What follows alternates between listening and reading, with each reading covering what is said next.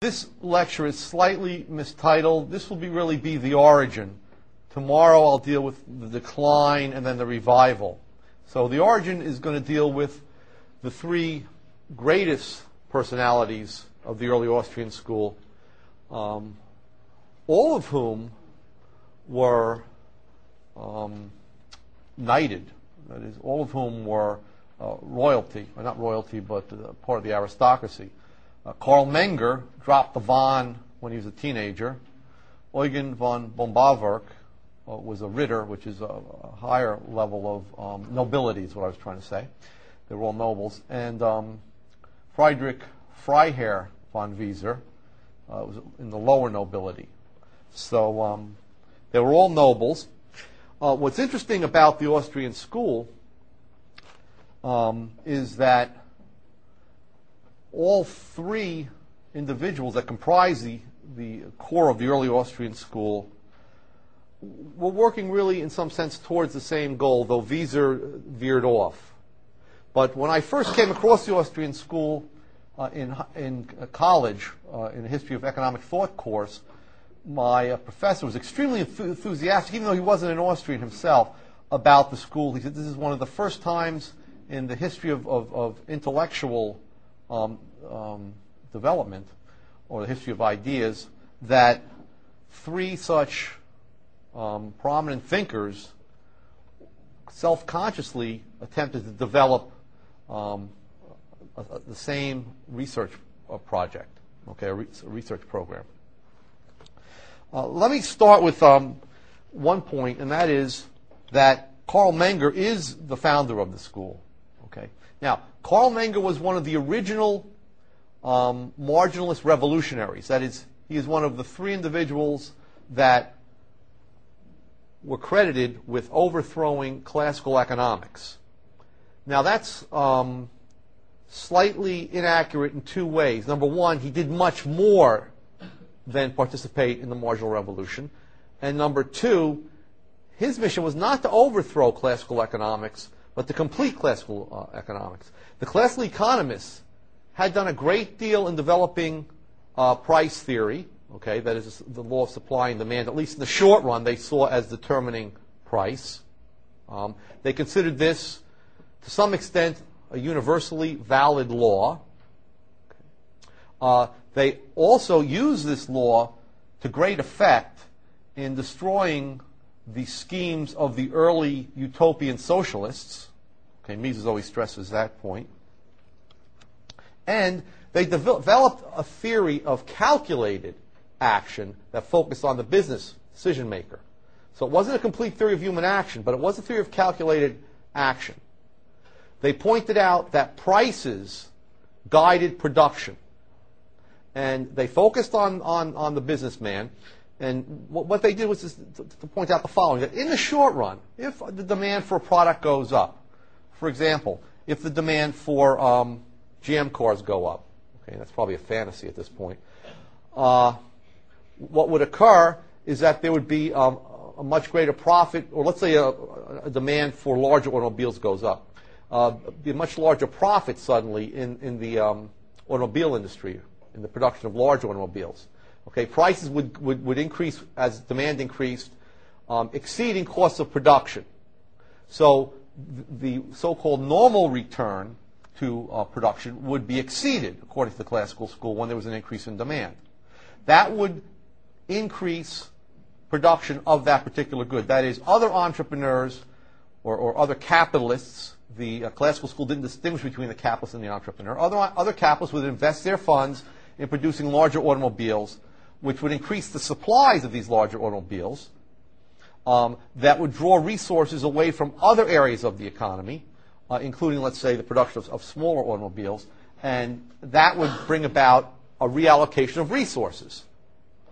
So monetary calculation, the comparison of prices and costs, the calculation or computation of profits and losses, directed production. So the Austrians did see this as an extremely important accomplishment of classical economics. That and their short-run theory of supply. Where the classical economists went wrong was to talk about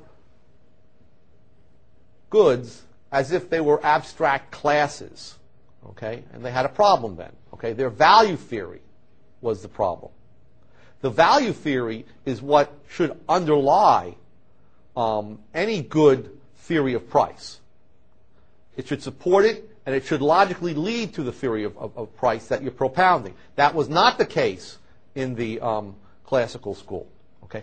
What the classical school did was talk about iron or diamonds or automobiles in what Menger called abstract classes, not in concrete units. Okay? When they did that, they were unable to arrive at an explanation of how human beings value these goods.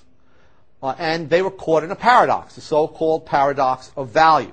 That is to say, the classical economists looked around and they said, bread, the abstract class, is much more important to sustaining human life than diamonds.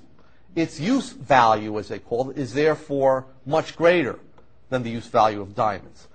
Diamonds really go toward satisfying wants for aesthetic pleasure or for ostentation, okay? But they certainly aren't crucial to human beings and sustaining their lives. So, why is it then that diamonds have a higher exchange value on the market than bread does per unit of weight, per pound of diamonds? Okay, a pound of diamonds is much more costly to purchase than a pound of bread. Well, they never answered that question. Okay, they said, well, we're not going to worry about use value. Anything that is a good, yes, it is true, has a use value. Okay. Economics is only interested in explaining exchange value, that is the prices of goods on the market. So we're just going to forget about use value. So they didn't attempt to solve the paradox of value. Okay. What Menger saw was that you needed to solve the paradox of value to have a consistent price theory. Unfortunately, the classical school also did the same thing with distribution theory. They didn't attempt to explain the wages or how wages were determined for a particular scientist or for a particular worker, okay, or for a particular piece of equipment. Okay. They talked about the distribution of shares to capital in general, to labor in general, and to natural resources in general. Okay. This wasn't really even economics. This was just more or less metaphysical speculation. So that was another problem with the classical school. And this led to really their final problem. They pointed out that, yes, supply and demand, changes in supply and demand determine prices in the short run, but in the long run, there had to be something else. Okay? Otherwise, their theory was hanging in air. It wasn't grounded in human action. These prices were just there. The capitalists were reacting to the changes in prices in the short run. Now, as capitalists changed resource allocation, as prices changed, okay, prices tended towards their long-run level, which according to the classical school was a level determined by the cost of production, to some classical economists, or to the number of hours of labor embodied in the product. So, in some sense, in the long run, value was inherent in the product. It wasn't the relationship between a human mind and a thing in the real world, or a service in the real world. Okay, it was inherent in the product, almost like, as one commentator pointed out, the amount of value in a product was determined by the amount that the laborer sweat on the product. The harder it was to produce the product, the higher its cost of production, and therefore the higher its price. This is how they got around the paradox of value, and they explained that diamonds had a higher price because it was much more difficult in terms of labor, or in terms of, or more expensive in terms of cost of production, to bring diamonds to the surface, cut them, polish them, and turn them into jewelry than it is to raise wheat and refine it into flour and bake it into bread. Okay, that's why diamonds were more expensive. So they had a schizophrenic price theory. Okay. Menger wanted to heal that division in price theory, and he wanted to ground the whole theory of economics itself, and I'll give you some quotes, in the striving of human beings to satisfy their wants. One last problem with the classical school was that they also were schizophrenic in terms of explaining how certain goods were priced versus other goods. For example, goods that could not be reproduced, goods like a Da Vinci painting or sculpture, antiques and so on, since they could not be reproduced, their value never tended towards their cost of production. Who would ever know the cost of production in terms of the hours of labor or the cost it took Da Vinci to paint something? On the other hand, reproducible goods like bread and diamonds did have a cost of production. So they had a non-integrated price theory for the two different classes of goods. Okay, so let me then talk a little bit about Menger.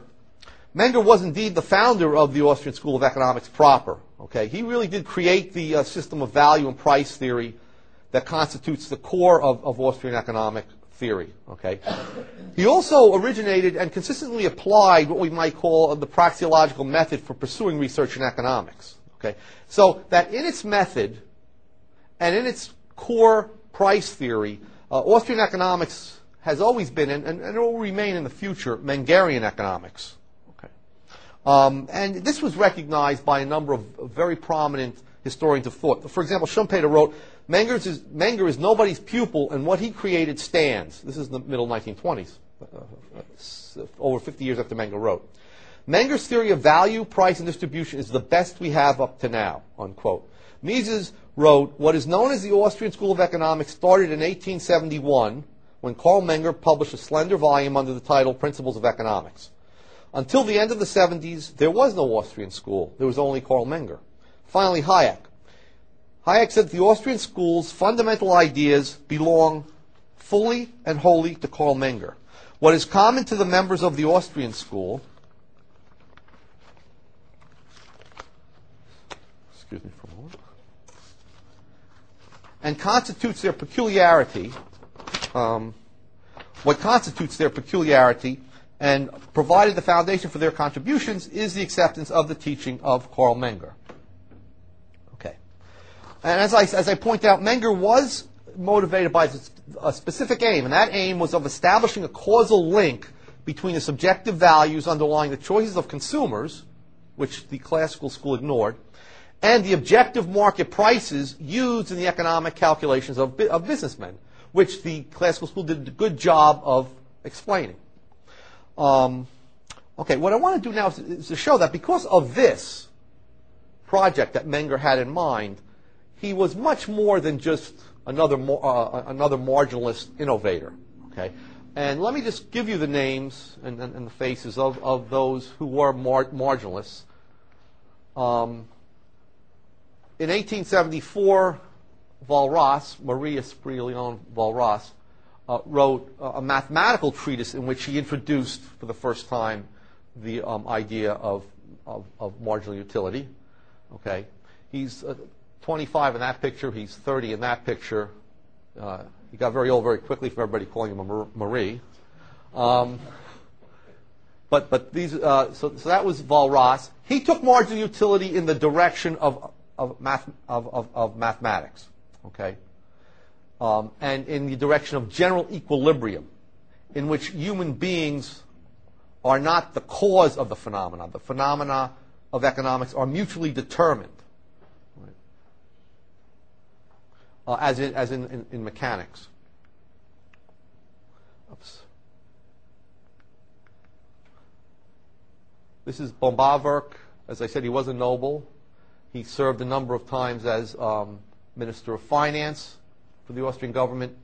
In my view, he wasted a significant part of his life, which led ultimately to the decline of the Austrian school, in government service from 1889 until 1904. Okay, his tremendous productivity occurred basically between 1881 and 1889, and I'll talk a little bit about that.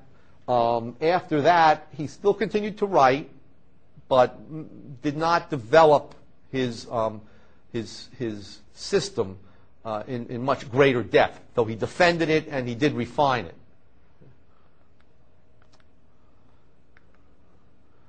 And this is Friedrich von Wieser, who was, by the way, Bombaverk's brother-in-law.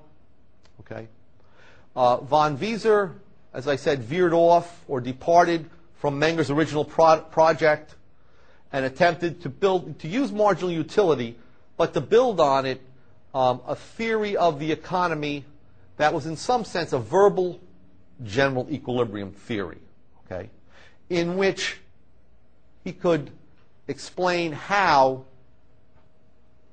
social welfare could be maximized. Okay, so he had a quantitative view of marginal utility that was more or less absent in Menger and von Bauwerk, although they sometimes lapsed into a quantitative view of utility. They mainly avoided it. Wieser embraced it wholeheartedly. Okay, I'll talk about them later. I don't need to. Okay. Let me just give you some quotes from Wieser, just to show you the project that he was embarked on.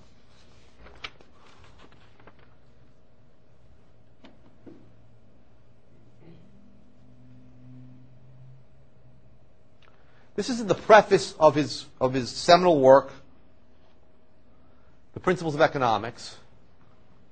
He writes, I have devoted special attention to the investigation of the causal connections, note the word causal, between economic phenomena involving products and the corresponding agents of production, not only for the purpose of establishing a price theory based upon reality, also note that term, and placing all price phenomena, including interest, wages, ground rent, etc., together under one unified point, but also because of the important insights we thereby gain into many other economic processes heretofore completely misunderstood. In other words, he basically said that if you have a solid foundation for economics and you have deduced a consistent theory, then you can apply it to all the issues that economists are interested in. You didn't need a separate theory of distribution like the classical school did, and a separate theory of pricing.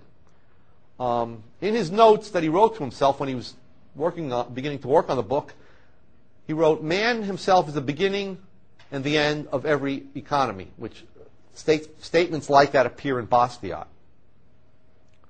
Also point out that our science is a theory of a human being's ability to deal with his wants. All things are subject. This is a separate quote. That actually is in his notes, the first quote. Once again, this shows a very strong influence of the French school and the German price theorists that developed Say's theory. Okay, this whole focus on wants, on human striving for wants. Now, the very first line of his treatise, or it's actually not a treatise, it's his principles, says all things are subject to the law of cause and effect. So the very first line, he rejected the mutual determination, the mechanical mutual determination of economic quantities, which leaves out human beings, and which was the project of one of the other marginalist revolutionaries, Walras. Okay. Also, Wieser was also someone who more or less followed Walras in this respect rather than Menger. Okay.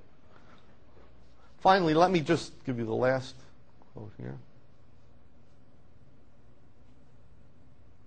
Could you explain a little bit more how cause and effect intrinsically negates quantities? It doesn't negate quantities. What we're saying is that the quantities that emerge in the market economy are the result or caused purely by subjective valuations of human beings. In other words, in Walras, for example, there are all these given data, including quantities of various resources and so on. And these quantities are placed into a system of simultaneous equations. And all of them, and the results, the prices, equilibrium price and quantities that come out of that come out of the data, are mutually determined. Okay. Or they're mutually determine one another. And in fact, here we show that Menger was not a radical subjectivist, as some Austrians have claimed. Menger recognized that there was both objective and subjective aspects to the economic process, and that the chain of causality ran from subjective wants, and this is something you got from Bastiat, okay, through the real world, that is, man put forth efforts to produce things, to transform resources in the objective world, okay, according to technological recipes, into goods that will be more useful and that will satisfy his wants. So in other words, man's motive was subjective to satisfy his wants. Okay? His actions on the best means to satisfy those wants were also subjective. But the middle link was objective. He had to produce goods and services. Okay? He had to transform existing elements of his environment in such a way that they satisfied his wants. So causality ran both ways. It ran from human wants to the effort to produce, okay, and it ran back the other way. Okay? Once those things were produced, it satisfied the goods that were produced were the cause of the satisfaction of human wants. Human wants were the cause of the production of the goods. Okay? So he says one's own person, moreover, and any of its states, and he's talking about subjective states of satisfaction, are links in this great universal structure of relationships. It is impossible to conceive of a change of one's person from one state to another in any way other than one subject to the law of causality. If, therefore, one passes from a state of need to a state in which the need is satisfied, sufficient causes for this change must exist. There must be forces operating within one's organism that remedy the disturbed state, or there must be external things acting upon it that by their nature are capable of producing the state we call satisfaction of our needs. Okay. So, recently my wife got a new car, and that disturbed me a little bit because I didn't have a new car. And I suddenly felt the want for a new car, and I went and looked around. I convinced her that I needed it. And I like American cars. I like GM cars. And I got a Grand Prix. You know, I promised her I'd do extra things and earn extra money, and I did so. So I put out extra effort and produced the means of purchasing that car. And I got a Grand Prix competition series G, which is a very fast car. It's black. It's really cool looking. So that assuaged my disturbed state. Okay, that material thing satisfied my want. Okay, I mean, and that's, I'm being frivolous, but I'm joking, but in some sense, or I'm being frivolous about it. But that's true. I mean, that's the way all of us perceive the striving to satisfy our wants with real things. Okay. Now, Israel Kirzner, who I've discussed this with, claims that Menger was more subjectivist than that. Okay, he would fight with me on this, and he would claim, well, this is more Bombaver. But this is a quote from Menger. Okay. All right. So let me talk a little bit more about Menger and how he went about reconstructing economics. And then I'll talk about Bombaver.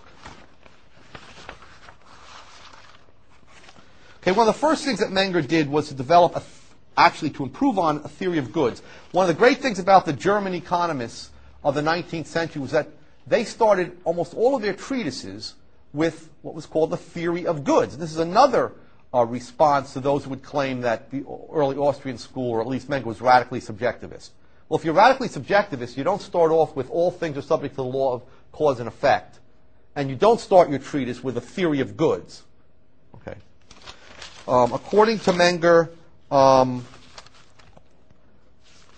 for a thing to be a good, or in his words, for a thing to have goods character, 4 criteria had to be met. Okay.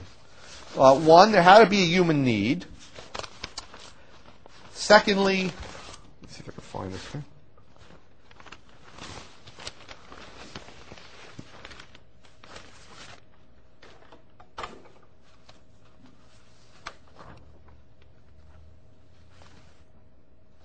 Yeah, here we are. There's the need. Secondly, such properties as render the thing capable of being brought into causal connection with the satisfaction of this need. Okay, that is, the car must have certain properties that I perceive as satisfying my need. Thirdly, there must be human knowledge of this causal connection.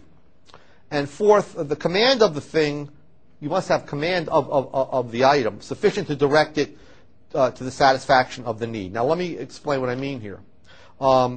With the fourth criterion, I need a sunny day. I need the sun to be shining to have a good time at the Mets game, okay? So that's, to have the good of watching a Mets game, which this year it is a good, you have to have the sun out, okay? You can't have rain. But I have no control over the sun, okay? So if the sun doesn't come out, then the Mets game loses the quality of being a good, okay? Even if it's drizzling and they're playing and I don't like the rain, I'm not going to go. It's no longer a good to me, okay? Because of the fourth criterion being missing. Even though the other three are present. Now Mises pointed out that there was a problem with Menger's four criteria. He said, look, Menger says that properties must objectively exist that bring the thing into causal connection with the satisfaction of the need, okay? And that there must be human knowledge of this causal connection. But what Mises pointed out was that there has to be an opinion by the subject that the good will or the thing will satisfy the need. Okay? People, that is, ex ante, people do something because they believe their needs will be satisfied. Okay? They undertake some sort of a production activity or they purchase a good. However, ex post, after the fact, they may be wrong. There can be error. So you can combine those two into simply, or restate them as a human need, the opinion that the thing in question will satisfy that need, and control or command over the thing. In other words, you must have control in the sense that you can use the thing to actually satisfy your needs. Okay.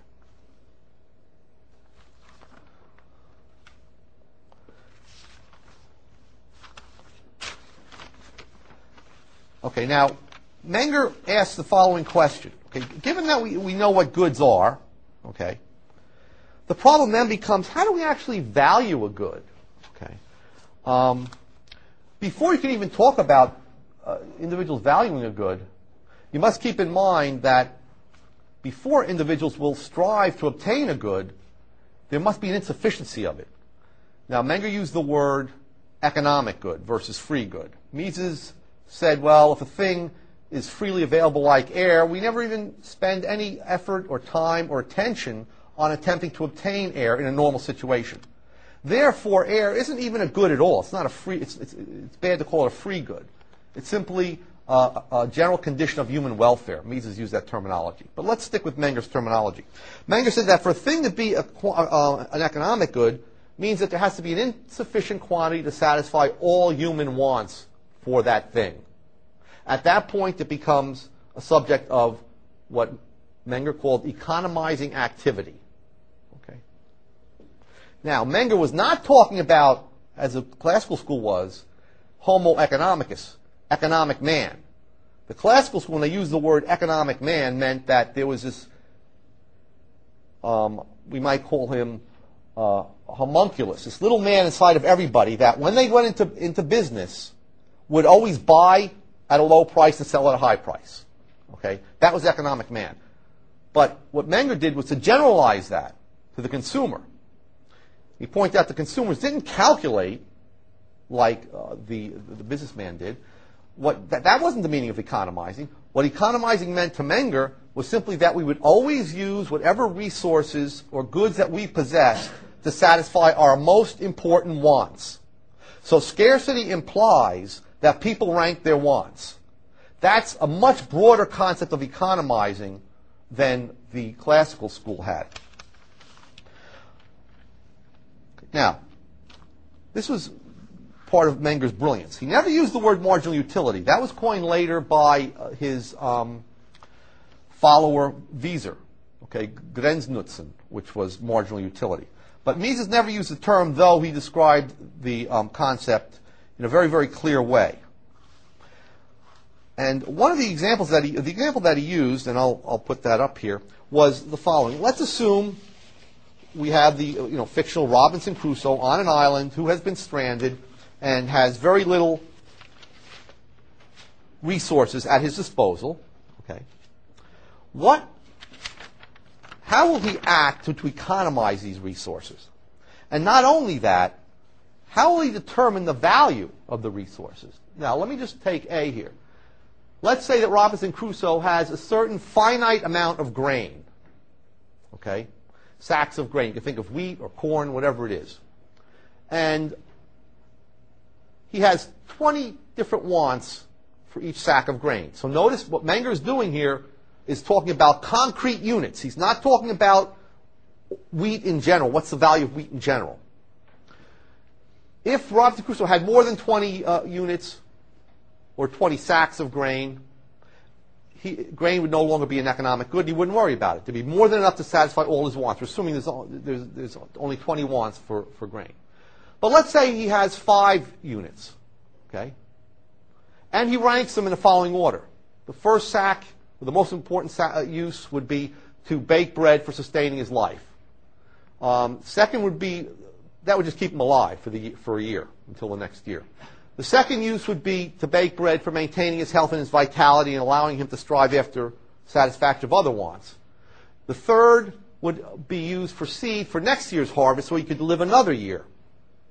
The fourth would vary his diet. Okay, he'd ferment it and turn it into whiskey, produce whiskey. The fifth, he'd use it to domesticate and feed farm animals, which would yield to meat, dairy, and poultry products in addition to the bread. Okay. Now he has 5 sacks.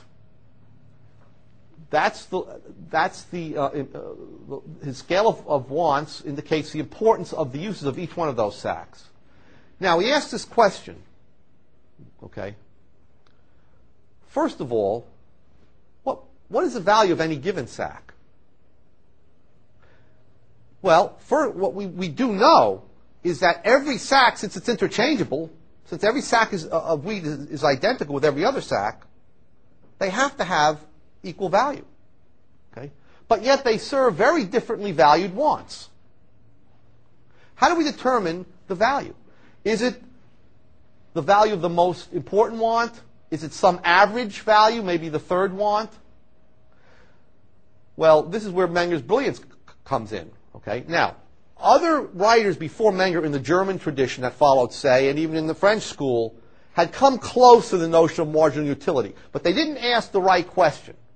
And they didn't realize that marginal utility pervades human life. The question is this. If a fox or some other animal broke in and, let's say, consumed the second sack, what want would go unfulfilled? Well, obviously, because human beings economize, because they want to satisfy their most important wants, the want that would go unfulfilled is the fifth want, the least important want that can be satisfied by the current supply. Okay? So, the satisfaction from the lowest valued want that's satisfied or capable of being satisfied by the available supply becomes the marginal utility. Utility meaning satisfaction. The satisfaction of the last want. So what Menger pointed out then was each sack was valued according to its marginal utility. Okay? Each one had a value equal to the satisfaction from eating meat, having milk and eggs and dairy products over the course of the year.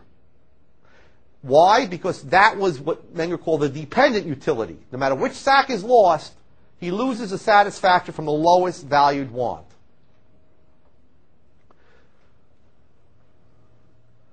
So this is the theory of marginal utility. Now what he pointed out was that then, therefore, the value of a good depends on its marginal utility. Which, as I'll show you in a moment, resolves the paradox of value. But note something. If indeed he lost one of the sacks, what would happen to the marginal utility and therefore the value of each of the value of the sacks of grain? They would go up. They would be higher. He would now be reduced to a supply of 4, and now a higher value would depend on the grain, on a sack of grain, and that is the whiskey, the satisfaction from whiskey. Because if he lost another sack of grain, a second one, he would lose that utility. So the law then becomes, the law of marginal utility is, the greater the number of units of a good an individual possesses, the lower its marginal utility, and therefore the lower its value. Or to put it another way, as the supply of good increases, its value decreases because its marginal utility decreases. And that can be stated conversely. Okay, the fewer the units of a good, the higher the marginal utility, therefore the higher the value of the good. And now we have the resolution, as Menger went on to show us, of the paradox of value. The reason why in a normal situation diamonds have a higher value, which is reflected in its market price, than bread per unit, is precisely because diamonds are much more scarce than water in a normal situation. If you place someone in a desert who has not had water in 3 days and has a perfect gem, let's say the purple diamond that Kobe Bryant bought for his wife, the $8 million purple diamond, in order to make up for his infidelity, you would give that diamond up for a quart of water. Why? Because water is so scarce in the desert, and such that the marginal utility of water in the desert is higher than the marginal utility of a diamond. Why? Because the want that's being satisfied by water is to keep you alive for another 3 days. Okay. Let me just make this a little bit more complicated, just slightly. Let's say that there's a farmer who possesses 3 horses and 2 cows. Now, these are different goods, and the horses are interchangeable among themselves, and the cows are interchangeable. That is, they're identical, okay, within the group of horses and within the group of cows. All right. Notice that the farmer would use the first 2 horses to plow his field, okay, as a team. The first cow serves the third want, which is to provide milk for the farm family, and the fourth provides additional milk that can be turned into cheese and butter, and the second cow does, and the third horse provides pleasure riding. Okay, and that's how he values these various goods or satisfactions. The question then becomes, which is the more valuable animal to this farmer? Well, according to Menger, you don't look at the top. You don't say, well, the horse is the most important. Okay, it's not. You simply ask the question: if the barn is burning, and you can only save 4 animals, which 4 will you save? Obviously, 2 horses and 2 cows. Why? Because horses have a lower value. The marginal utility of horses are lower. Now, if that horse perishes, the 5th horse, then suddenly notice the marginal utility of horses increases to the second satisfaction, and therefore the horse becomes a more important animal. Okay, so you never look at the top. You look at the lowest valued satisfaction that is served by a unit of a good. Okay. So we resolved that paradox, and very quickly let me mention something else that he did, or actually 2 other points that I think are important to stress. What he also did was to come up with what he called orders of goods. He pointed out that, okay, marginal utility and people's scales of wants determine the value of first order goods. Those are the consumer goods. What determines the value of the goods that produce those consumer goods? And let's say we're talking about bread. Okay. Okay, so bread is the value of bread is determined by the marginal utility of bread to the actual consumers. Okay, but what about the flour ovens and baker's labor that go to producing that bread? That's a second order good. Okay, well, what Menger pointed out was that their value reflects the value of the bread whose production they cause. Okay, so he has this causality. The final good, the consumer good, causes satisfaction. But the second order good, the baker's labor, the ovens, and so on, causes the production of the first order good, which in turn causes satisfaction. So whereas production goes from the resources that are further and further away from consumers down towards consumers, okay, value travels upward. Okay, what about the third order good? The mill, the wheat, the miller's labor that goes to producing the flour that is used in the second order industries. Or above that, the farm labor, the farm tools, the farm animals that are used to produce the wheat, and so on. What Menger pointed out was that there was a theory of imputation, that value was imputed backwards, okay, as opposed to the classical school, which claimed that the value of a diamond resulted from the fact that it was very expensive to produce a diamond. That is, that the labor of the jeweler, that the labor of the diamond workers, that the cost of the diamond mine, all of these things had a high value, therefore diamonds had a high value. Okay? Menger said, no, that's not true. It's the exact opposite. The only reason why diamond mines have value at all is because people value diamonds so highly. The marginal utility of diamonds are very, very high to individuals. Okay? So that, for example, and I always give this example to my class, if you saw the marvelous movie Witness, which takes place in the Amish country in southeastern Pennsylvania, the Amish are also called the plain people, and they don't wear any sort of jewelry. They don't even have buttons on their clothing. They wear black, all black, and they wear hooks because they believe even buttons show vanity. Well, what if all Americans adopted Amish values? What would happen to the value of diamonds, the marginal utility of diamonds? They would drop to nothing, okay? In which case, what would happen to the wages paid to skilled jewelers and gem cutters? Well, it would be dropped to zero. What would happen to the value of diamond mines, leaving aside the industrial uses of diamonds? Suddenly, stock of diamond mines would fall to zero, okay? So Menger turned the classical school on its head and showed that, in fact, it's prices that determine costs and not the other way around. And this, by the way, goes back to Condillac, whose treatise was written in 1776. He said, oysters are not expensive, or do not have pearls are not expensive or have a high value because divers must dive deep for them. But divers dive for pearls because they have a high value. In other words, you are willing to incur high costs or expend great efforts because the thing has such a great value.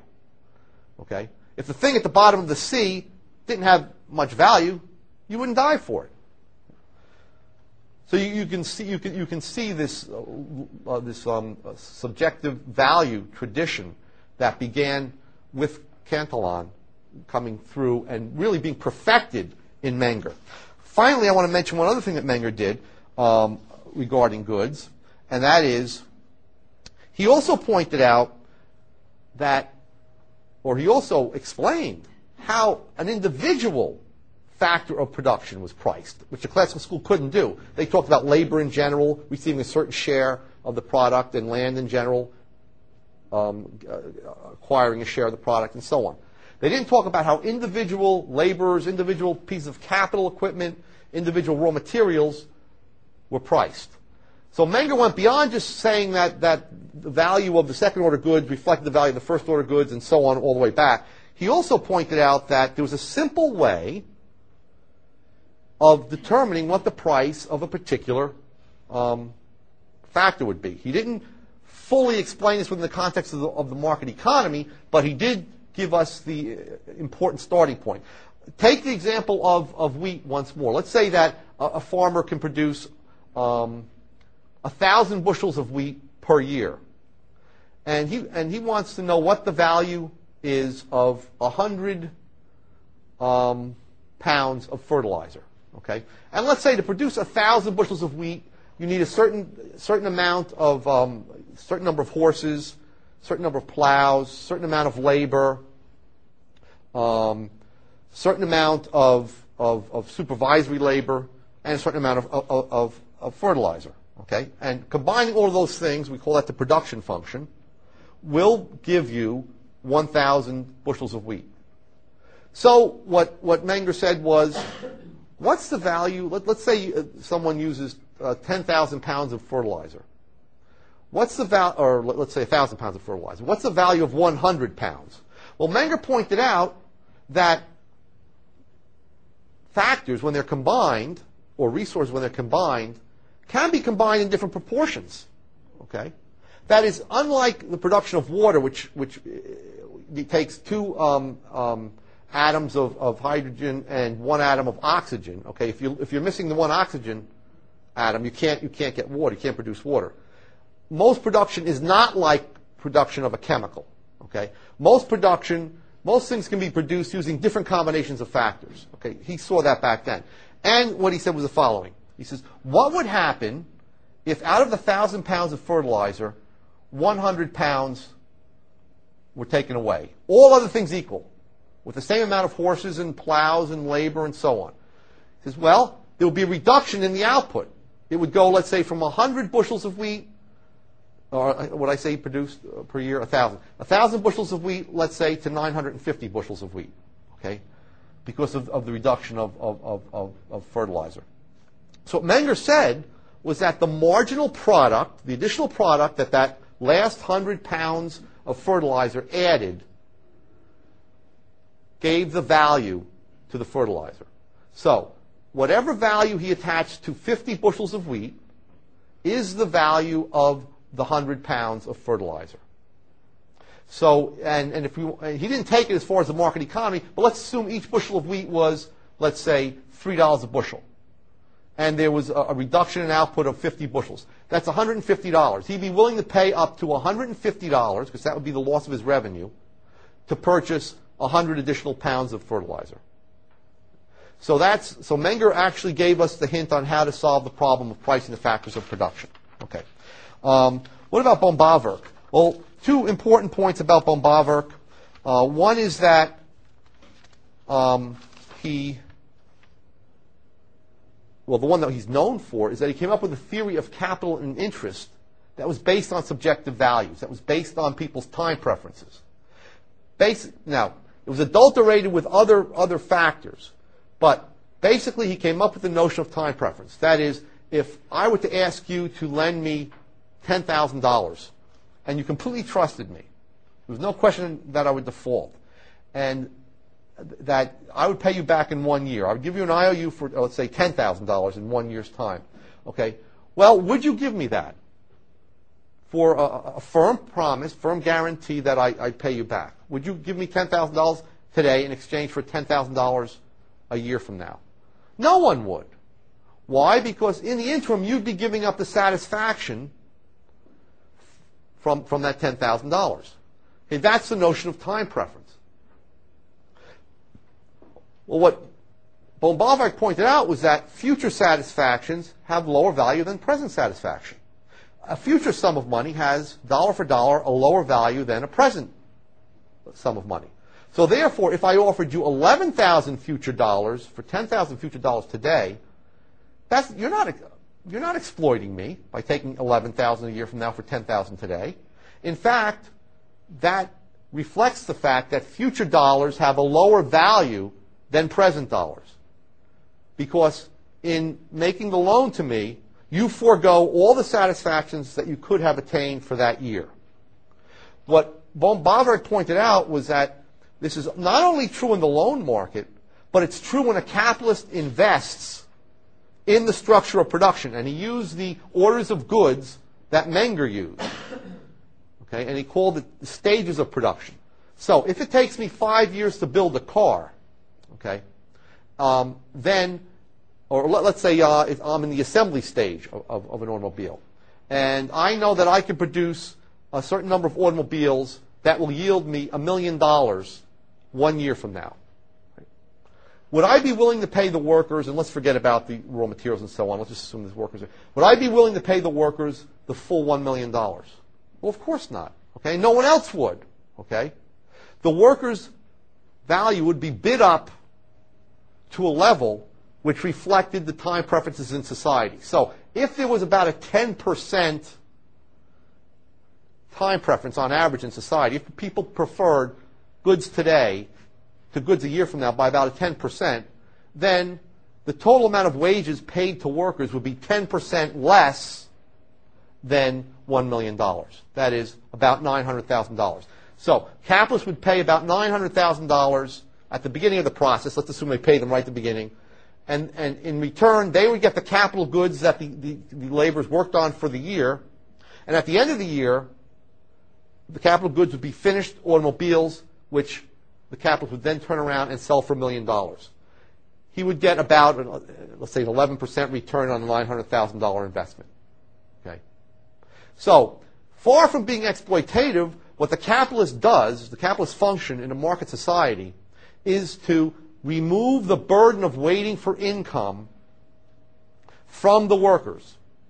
Think about workers that want to engage in a 5-year process. Okay? They want to produce bread from scratch. Well, if you think about it, before you can even produce bread, okay, you must have the wheat. First the flour, then the wheat before that, and before that you must have the farm tools. And before that you must have the iron ore. So it might take 5 years to produce bread. Now, let's say the workers could produce bread that would sell for $500,000, okay, as a group. And let's assume there's no capitalists. They'd have to wait 5 years for that income. Okay? Now, how would they go about doing that? They would have to save up consumer goods in advance, or they would have to save up money in advance. That would see them over that 5-year period. However, if there's a capitalist there who's already done the saving, and the capitalist invests the money, and in fact it would be a series of capitalists, different ones owning different stages, they pay the workers every 2 weeks, or every week, or whatever it is. So the workers don't have to wait for the 5 years until they get paid. They get paid every week or two. And they're willing then to take less than their marginal revenue product, less than the revenue they add to the final output. That revenue is discounted, as in the case of the auto workers, by the interest rate. So every year they get a certain salary that's, let's say, 5% per year less than they could have gotten if they were willing among themselves to produce a good and wait 5 years for the income. That's the return of the capitalist. It's not exploitative, okay, as Marx claimed. Even though the capitalist sat back and did nothing, even hired the manager of the plant, just sat in his chair and was, in Marx's term, a rentier, or Keynes's term, a rentier, someone who just collects, clips coupons from bonds, from investing, and lives on that. The capitalist has done something. At some point in the past, that person who has become the capitalist was a saver first, was someone who abstained from consumption, and may not have been even particularly rich, but abstained from consumption in the present, and accumulated a certain capital that he then advanced to the workers before the product was ready for sale. I might mention also, not only did the capitalist investors or capitalist entrepreneurs remove the burden of waiting, also, as we see in the case every day of firms that lose money, as in the case of GM, for example, or as in the case of IBM, which in 1990, 1991, IBM lost $13 billion in those 2 years. Did any of the workers not get paid during those 2 years for the products that they worked on for IBM? Who lost the $13 billion? Did the workers lose a penny? No. They were paid. They may have lost their jobs after the fact, but for the product they produced that was not worth the cost of producing, they still got their full pay. So, even though Bombewerk didn't quite go that far, okay, Mises and Rothbard did, we see that the capitalist entrepreneur also removes the burden of uncertainty in payment from the workers. Okay? All right, so that was Bombewerk's first important contribution. It's much broader than that. He actually developed, in effect, what Murray Rothbard has called Austrian macroeconomics. Okay, he developed a version of an overall economy much before Keynes discovered macroeconomics in 1936, quote unquote. Okay. One other thing that he did, I want to just point out very quickly, is take Menger's theory of marginal utility much further and develop a theory of pricing that people really still don't realize, even Austrians, is different from the supply and demand analysis that we learn in our textbooks. Even though it was in terms of supply and demand, it was much richer. And let me just show you this very quickly. Okay. It's interesting, if you look at Mises's human action, there's hardly any discussion of basic price theory. In his chapter on prices, there's a lot on how factors of production are priced, and a lot later on how monopoly prices are formed. But there's only about a page and a half or something on actual prices. And he basically says, well, everyone knows by now that the prices are determined by the marginal pairs. Okay? This analysis of marginal pairs that was developed by von Bawerk. I think it's one of his most important, underrated contributions.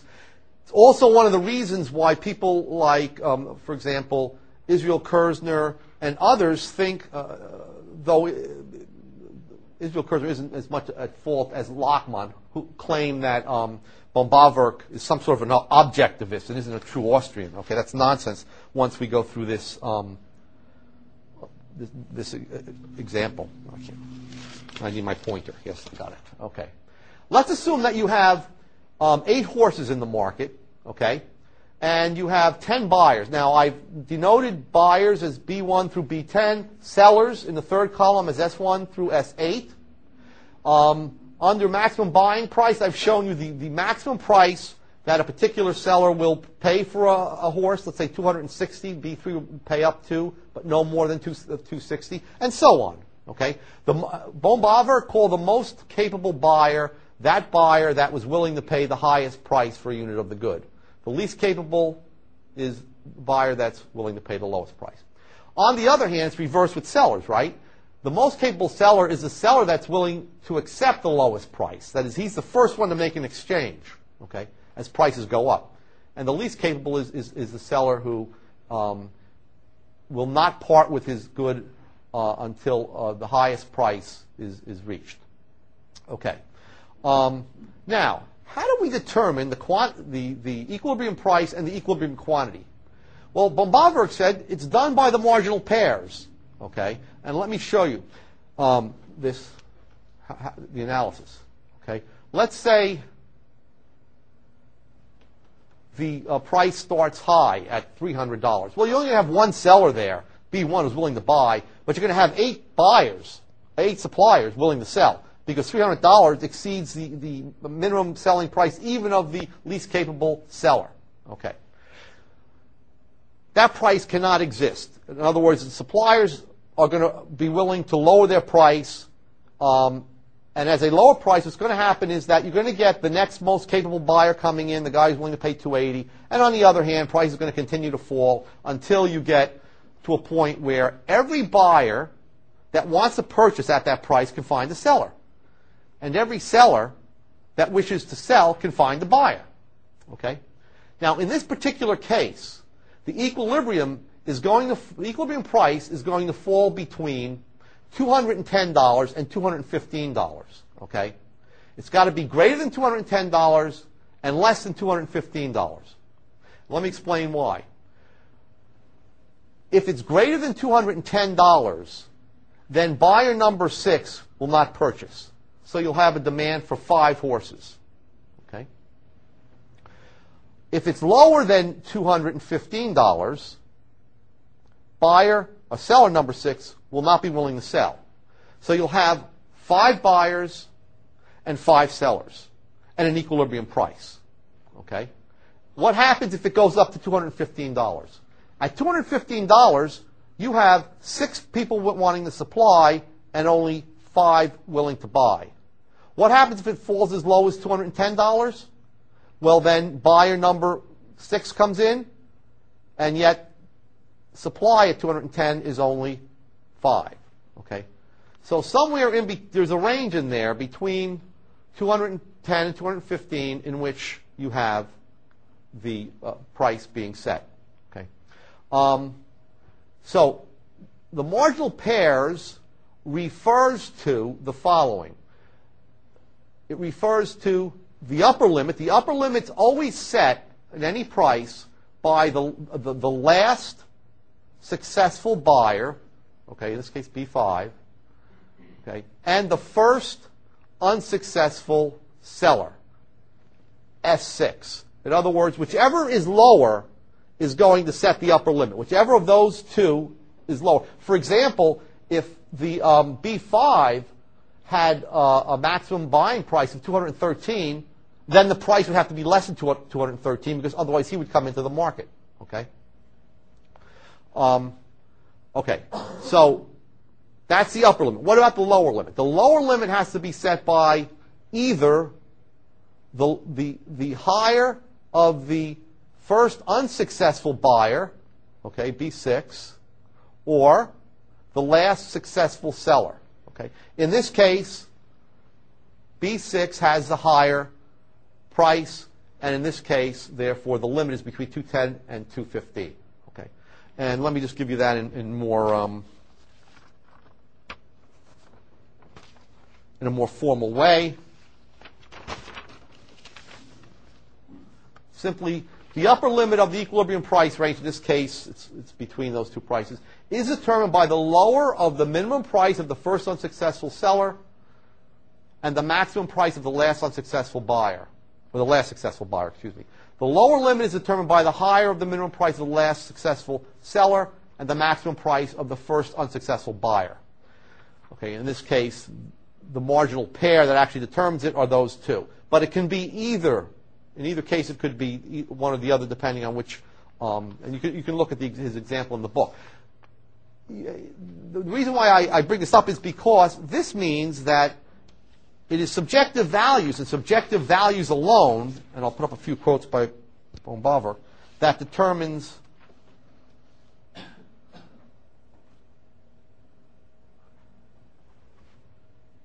prices.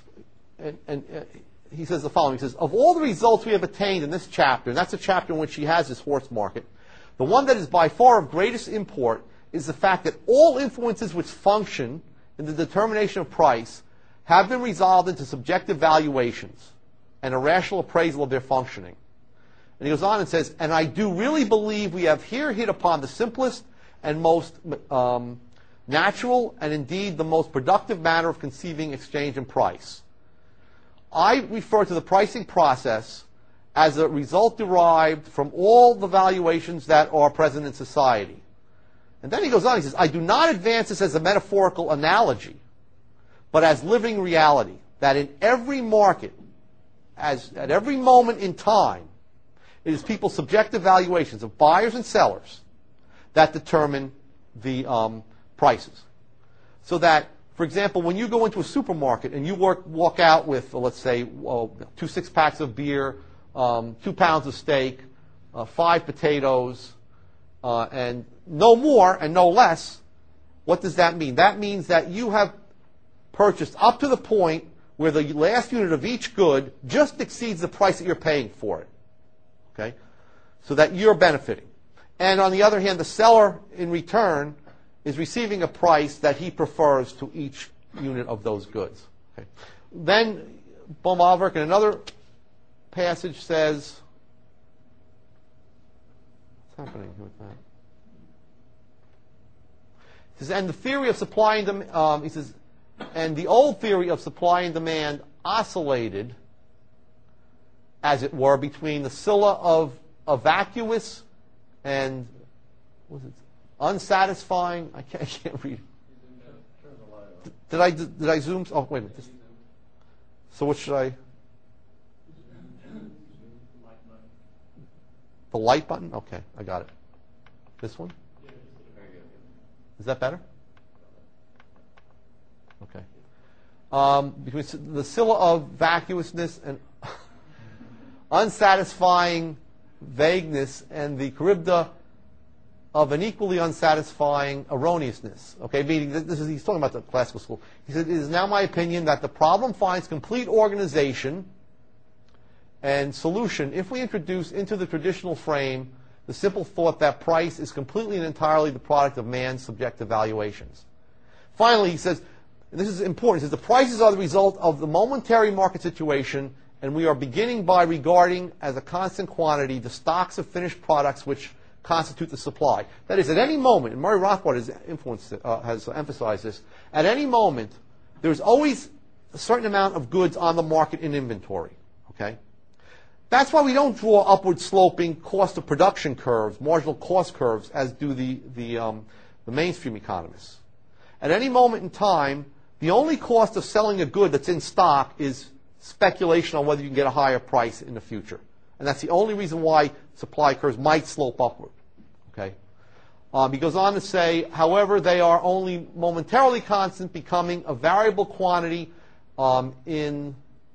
as time goes on, as production continually keeps adding to their stocks. He's answering Marshall there. Marshall and others claim that the Austrian school only explained the value of goods that were readily available. Only explained their prices. But that's all there are. At any moment in time, there's simply exchange of goods that already exist. But beyond that, in the second sentence, what he's saying is that because we have a structure of production is integrated and is continually giving us outputs of new goods and services, those markets are created and recreated. Okay? So new stocks are continuously falling onto the market. But just because of that dynamic fact doesn't mean that the analysis of a given moment isn't the correct analysis. It always is the correct analysis. Okay?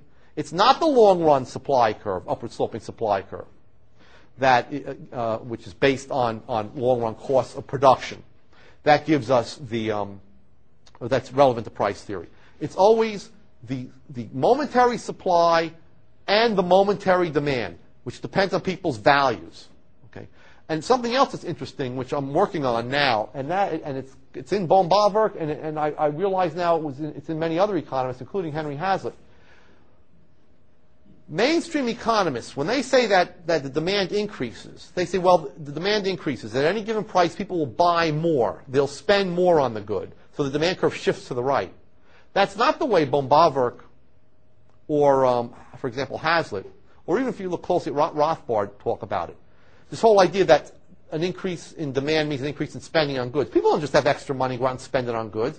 What actually happens is that if there's an increase in demand, it means that, and von Bauwerk was very, very specific, that if there's an increase in the demand for a good, it means that people now value the good more in relation to money than they did before. They're always comparing the good to the margin utility of the good to margin utility of money, which means that when we talk about it, it's much more accurate to say the demand curve shifts upward or the demand curve shifts downward. And when you talk like that, spending is no longer important. Spending falls out of the whole thing. Spending is what happens after you've decided that the good is more important than you thought it was before, in which case you'll buy more units if there's a given supply. Okay? Or you want to buy more units. Okay? You'll value it higher. Okay? That's very important because that actually now bears on monetary theory, where we say if the government increases the amount of money in the economy, there will be more spending. Well, it means that's telling us that people just will have more money. They'll say, hey, I have more money, I'm going to spend more. No, that's not what happens. Von Bauwerk actually says that if there's more, people have more money, then the value of money will fall in relation to goods, and the demand curve for goods will go up. Okay? On the other hand, if an individual has less money, then he will value money, the marginal utility of money will rise, and therefore the value of the money on the market will be higher, which means that the demand curve, because you're giving money away, the demand curve will fall. Okay? So demand curves fall and rise. They don't move to the right or the left. Saying they move to the right or the left really, as I'm beginning to realize in the last year, causes problems in monetary theory. Okay? It completely blows the monetarists out of the water. I'm writing a paper I'll give later here at the Mises Institute later this summer on that. Okay, I'd rather take some questions rather than get to Wieser. Wieser is only a few things that I can say, and I'll say more about them tomorrow. Wieser accepted margin utility, but for the most part departed from Menger and von Bauwerk and attempted to formulate a general equilibrium system of the economy, which was more realistic than that of Walras. And there's various points at which he tried to bring in realistic data into the system. Okay, but there's no doubt if you read through his treatise on social economics or his earlier treatise on natural value, that he started from a communist economy in which one mind controls everything, and tried to treat that economy in the same way that an individual economizes in his household economy. And he believed that just as the individual can tell if he was better off by rearranging resources, so too could that be done for the economy as a whole. But when you talk about different individuals, you're talking about adding up utilities. So what he did, and he did introduce a very small three equation system in which he tried to solve the problem of imputation. In other words, he didn't accept the view of Menger that you can figure out the value of factors of production by figuring out their marginal product by subtracting. He didn't like that. He wanted to impute it through a mathematical process. And he actually comes out, and I'll read this tomorrow. He says something like, these equations are solved every day by the market. Well, I don't see anybody solving any equations in the market. I just see buying and selling. Okay? And he did influence Hayek. Okay, so I'll stop there, and I'll take any questions. And I'll turn off this temperamental machine. Okay. So, we'll talk about these guys tomorrow. Okay. Yes? You've discussed the Austrians in distinction with Walras. I'm curious, how does Jevons and that tradition fit in? Jevons was, Jevons I think is even better than is better than Walras. He wrote his treatise earlier than Walras. The same year Menger wrote his, 1871, and he did try to rehabilitate the French school. He did have a notion of causality, but he tried to use. He quantified utility. He drew cardinal utility curves. Whatever was good in Jevons' system was rescued by Wicksteed. The best stuff was taken out of it. And let's put it this way, it's all in Wicksteed. Whatever is good in Jevons is in Wicksteed. And Jevons is good. Okay. But he did take things in a mathematical direction, not as thoroughly as Walras. He also, since his book was really only an introduction to economics, just like Menger's was, rather than a full principles book, he did not. He didn't develop his view of the entire economy. He began to write a book. He died young. He died before it was completed. He did writing of principles, okay. Whereas the other, I think, was just a theory of political economy. Okay, there are fragments collected in Jevons' principles. That may be another reason why he didn't have an immediate followers like Menger did that developed his thought very quickly. And much more broadly, okay. So, but Wicksteed was heavily influenced by him and took all the valuable things out of Jevons. Yes. What did the marginalist insight look like in Walras in that mathematical framework? What do you mean marginalist insight? Like he was one of the founders of the marginalist revolution. Right. He called it rarité, which it's a marginal utility, the relative scarcity or rareness of a good. Basically, he had that, but not that, and he just had a system of equations. Okay, I'm not a Walras scholar. People claim Walras was much better than his later follower Pareto. Pareto's system is what we have really today. It's not really, they call it the Walrasian system, but it's Pareto's. Pareto developed the indifference curves and so on. But Walras may have been much richer. Okay, he had actually a good theory of the demand to hold money, a good theory of cash holding, and there's a lot of literature on Walras. Walras has been reinterpreted in the last 20 or 30 years, and he probably is a better economist than I would give him credit for. I just don't know that enough about him. I know Arthur Marget, who wrote a great book on money.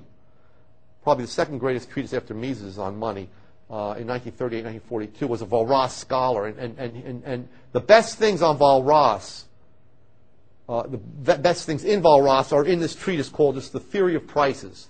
two volumes that came out in 1938, 1942. It's a running critique of Keynes, a devastating critique of Keynes. It's just too long. It's got footnotes to footnotes. It's very difficult to read, but there are parts that are just marvelous. He was also a Bombaverkian. He believed that the prices that we're trying to explain are prices that exist at any given moment in monetary theory. Yes? I was wondering if you could offer commentary using the marginal pairing analysis on a more modern neoclassical conception of like rational expectations and winner curses.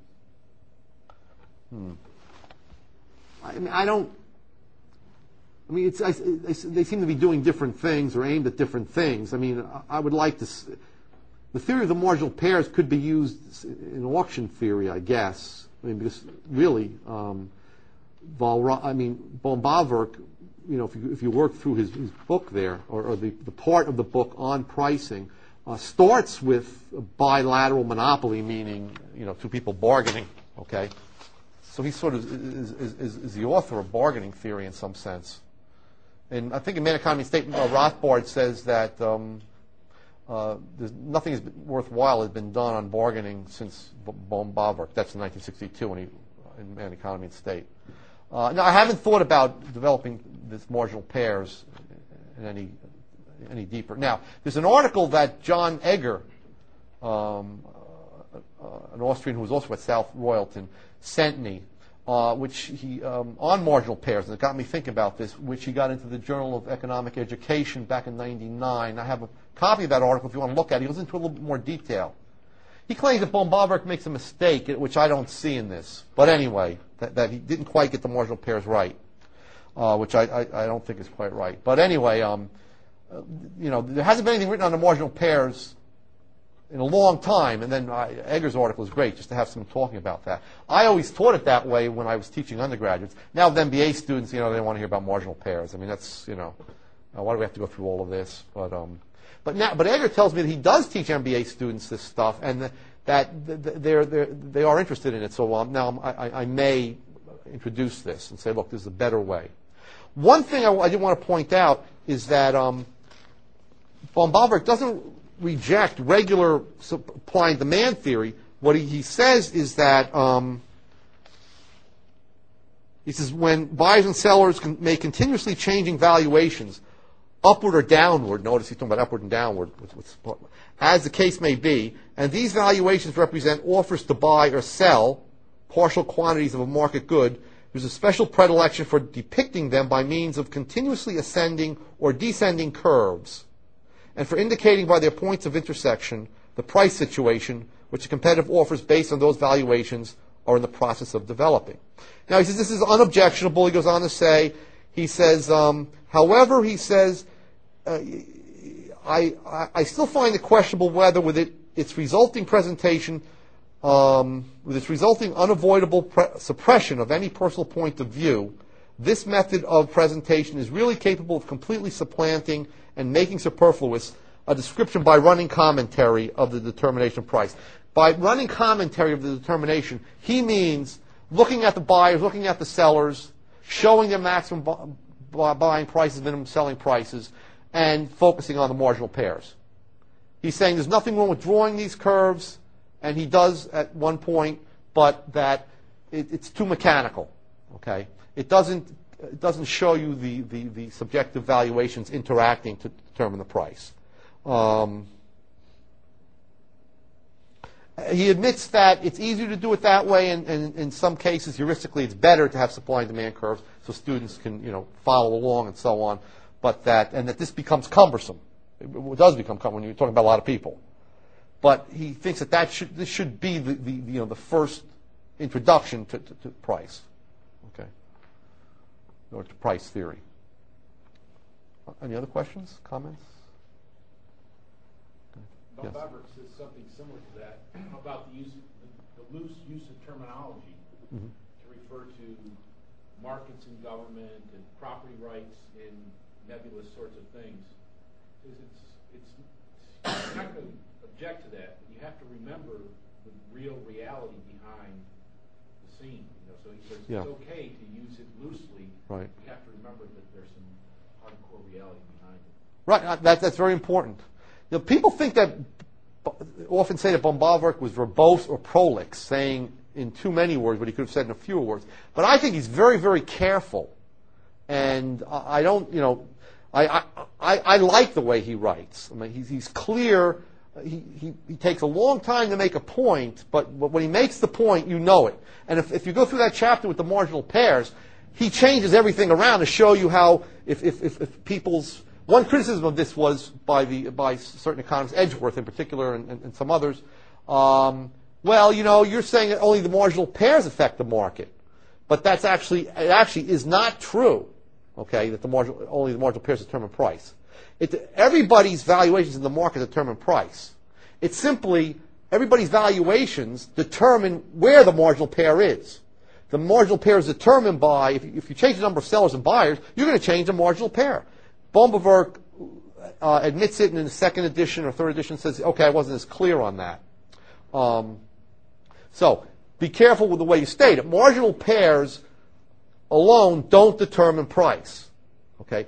It's the marginal pairs that are determined by all the subjective valuations of the buyers and the sellers. Okay?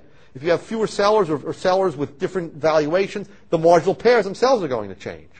But it is ultimately the limit. They do establish the limits. In the existing system or situation, they establish the limits of the price. And of course, where you have numerous people in the market, the marginal pairs come down just the marginal pair. Okay? That is the person who just values, the buyer who just values the good more than the quantity of money, and the seller who just values the quantity of money less or more quantity of money that he's receiving more than the good he's giving up. Okay? So you get 1 point. Okay? You don't get a range. And I think von Bauwerk actually shows that too, that you can get a point and not a range. Okay. Okay. Thank you, Joe. Thank you.